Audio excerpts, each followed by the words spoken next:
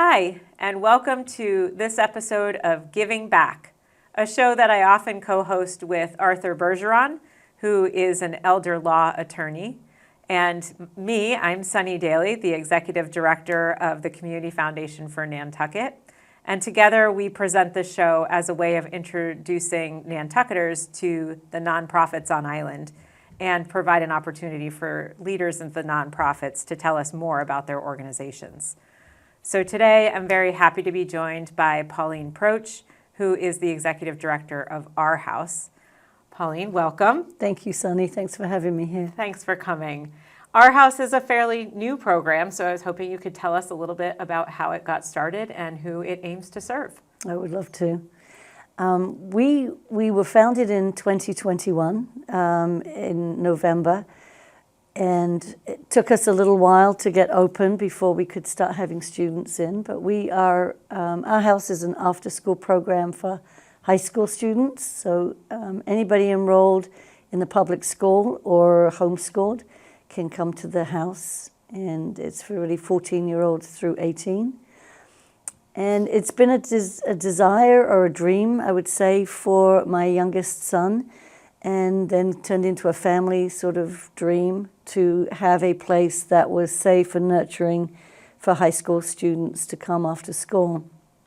And it was really through the eyes of my kids growing up here and saying there's really nowhere for a young adult to be where they could be independent and be themselves.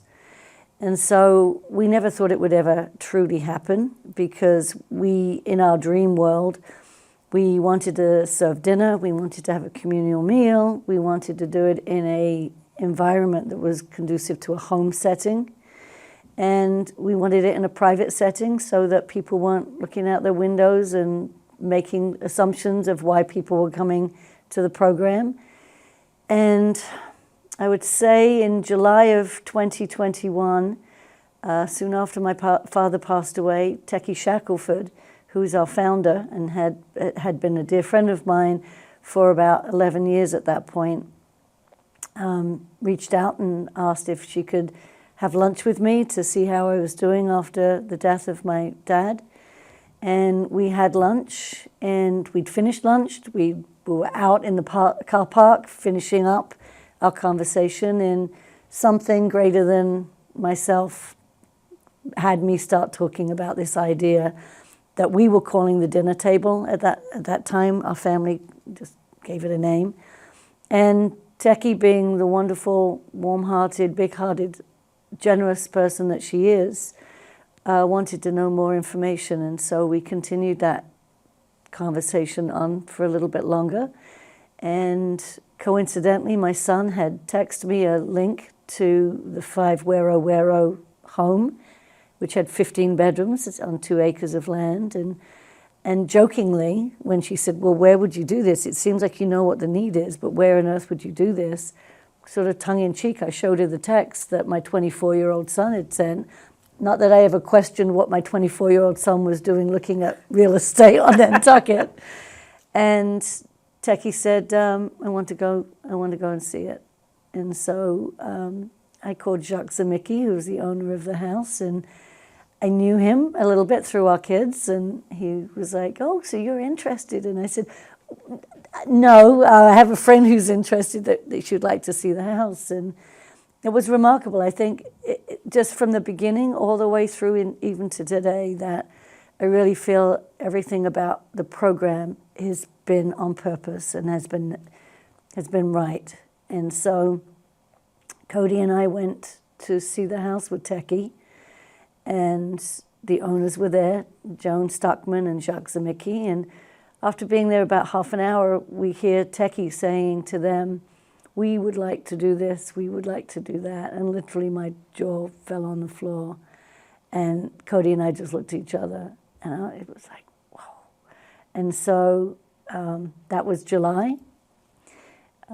Joan and Jacques came to us and said, we love what you want to do. And even though we've had offers, and we've even been offered more than what we're asking, we want to hold off and wait for you. And if you can start a non-profit, then we would love our home to have its second life with you helping kids. So who does that? I mean, I just got shivers thinking about it, and it's not the first time I've heard that story. It is exceptional, and it's, what a testament to building community on this island. Yeah, absolutely. And so we went to a couple of organizations to see how we could maybe have someone take on the asset of the house before we could, because it takes a little while to build up to be a not-for-profit. And plus I was working full-time and had this happened so quickly. I didn't have any plan to leave where I was working. But Techie had said, if we do this, you need to run it because it's your family's idea and it will be really difficult to watch it happen with somebody else taking the lead. And that was very wise words from Techie. And so before the end of the year, because Joan and Jacques had said we really want to close before the end of the year, we didn't have anyone that was able to take on the asset of the house. And so Don and Techie Shackelford said, we're going to do it. And I just cannot believe, I can believe because she's so wonderful, but it's like, who does that, So Techie opened up the LLC, and by the time the next year came around, we had our declaration letter from the IRS. And this is a great example of just Techie's heart and just doing it for the right reasons. We sat in her kitchen, and she signed the documents over to sign the house over to our house. It was just the two of us. I'm in tears. She's tearing. I said, I feel like we should have the newspaper or somebody here to be documenting this. But that's Techie and Don's way. They're very humble and don't necessarily want to make the big fanfare that they deserve. So we set about the first year having students come into the house so that they could see it. And then we asked them what would they like, what would bring you here. And a lot of the times we got similar answers in just different ways. So a music room was something that a lot of kids asked for. And they said, well, I'd love to play drums or I'd love to play guitar or keyboards, but we don't have room in the house, or my parents wouldn't want the noise. And so we made one of the rooms a music room, and everything, not only in that room, but in the entire house has been donated. That's phenomenal. It is. The community, the Nantucket community, seasonal and year-round, have been phenomenal. I don't think I've ever worked for a cause where so many people have come through, and it still happens today.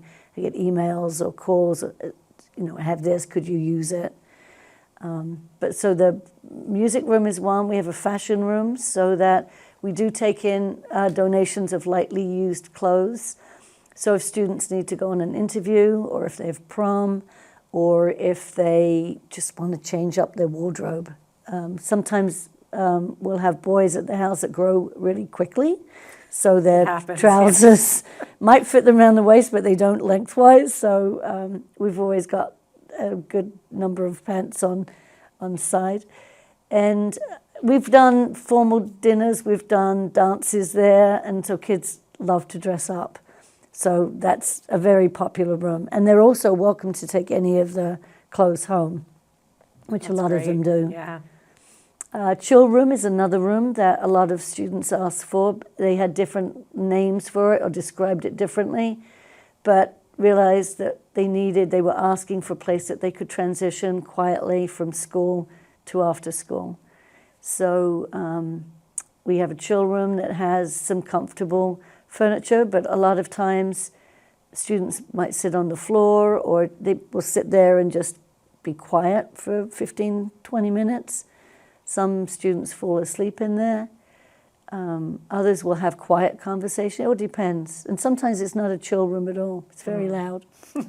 But it's fine because it's their room. It's their house. And so that's what we try to install for everybody is we don't call them members. It's not a membership. They're stewards of the house.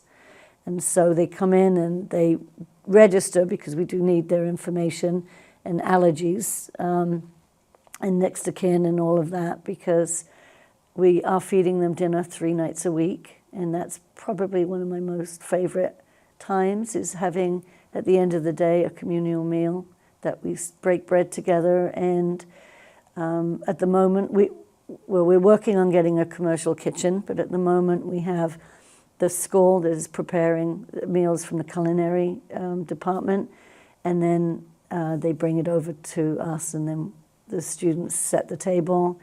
We wait for everybody to be seated until dinner starts, and we have all kinds of conversations. Sometimes it's small one-on-one conversations, sometimes the whole table. There's 25 that can sit at the dinner table. And then we do have an expectation that you don't clear your plate until everyone is finished. So that just lends it to sitting there and having a conversation without anywhere to go. And as the weather's getting warmer, we have a lot of kids that enjoy playing outside. So we've got badminton and basketball and tennis and volleyball, and then they play wiffle ball. And then Favan Phillips is one of our mentors, and he's a football coach in the fall. So since he's been there, we have a lot of some of the football team coming over, a lot of other students who know him from other ventures, and they do drills and stuff out in the yard. But it's great. We have such a wide diversity of kids, of interests and age, and I don't know that they're all necessarily friends in school, but you'd never know that when they're there. It's just, one of our rules, if you will, is that we expect you to be respectful to the house because it's your house, so you need to take care of it with us. We also expect you to be polite and kind to one another and respectful. And then we expect you to be respectful to yourself. And you said this is the fourth year? Third. Third We're year. in our third academic. So do you find that those ambassadors tend to be the students that have been there year after year, or is it just every student sort of feels this empowerment that this is my house and these are the guests to the house and just kind of steps into it? Or it probably is personality in part too, right? Yeah. I think it's like we have students that have been with us since the beginning. And out of that group and a smaller other group, they come every day, which is amazing. Yeah. And then I have a group of students that come maybe once or twice a week. And then we've got a group of students that come maybe once a month or a couple of times a month.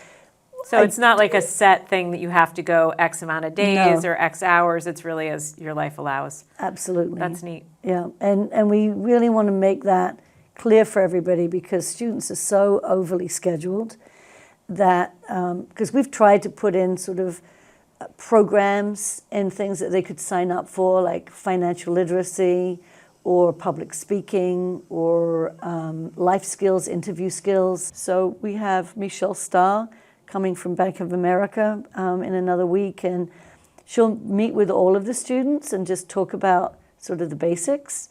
And then she and another coworker will be positioned in the great room. So if students want more information or to sit one-on-one, it'll be there for them. It sounds like there's a lot going on at our house, and I wish I had more time to talk in detail about the programming that's offered. But could you tell people how they could learn more about the program and where to find you? Of course. So our website is www.ourhouse. So it's OURHOUSE.org. And on there is a video that was done right at the beginning of our time together, and the kids did an amazing job. They talk about the stresses and the challenges of growing up here on the island. And as much as they are on Nantucket, I think they're anywhere. I think young adults today have a lot on their plate. So, but they articulate it very well. And so if you'd like to learn more, please go there. People are invited to come by and see the house. I would ask that you just reach out to us first so that we could make a time for you to come.